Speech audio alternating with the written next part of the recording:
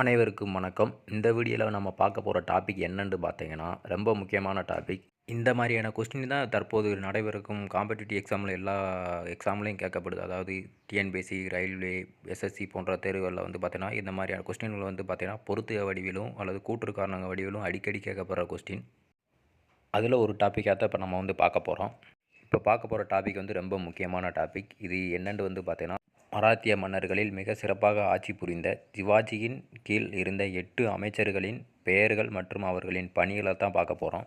சிவாஜியின் கீழ் இருந்த 8 அமைச்சர்கள் என்னென்ன பெயரில் அழைக்கப்பட்டாங்க, அவர்கள் என்னென்ன பணிகள் செஞ்சாங்க என்று தான் பார்க்க போகிறோம்.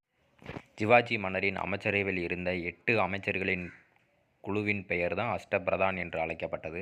நம்ம முதலாவதாக பார்க்க போகிற அமைச்சரின் பெயர் பார்த்தீங்கன்னா பந்த் பிரதான் அல்லது பேஷ்வா என்று அழைக்கப்படுவார். இவரின் பணி பார்த்தீங்கன்னா பிரதம அமைச்சர் என்று அழைக்கப்படுவார். மராத்திய பேரரசில் பேஷ்வா என்பது நவீன கால பிரதமருக்கு சமமானவர் என்று அழைக்கப்பட்டார்.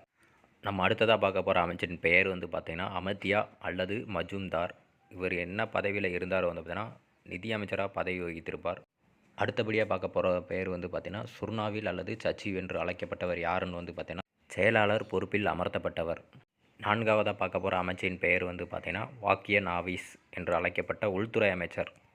சிவாஜியின் அமைச்சர் குழுவில் உள்ள 8 அமைச்சர்களில் முதல் 4 அமைச்சர்களின் பெயர்களை பார்த்துட்டோம். அடுத்ததாக மற்ற 4 அமைச்சர்களின் பெயர்கள் மற்றும் அவர்கள் பணிகளை பார்க்கலாம். ஐந்தாவதாக பார்க்க போகிற அமைச்சரின் பெயர் பார்த்தீங்கன்னா பண்டிட் ராவ். இவர் யாருன்னு பார்த்தீங்கன்னா தலைமை ஆட்சியராக செயல்பட்டிருப்பார். அடுத்த அமைச்சரின் பெயர் பார்த்தீங்கன்னா நியாயதீஷ் என்று அழைக்கப்பட்ட தலைமை நீதிபதி.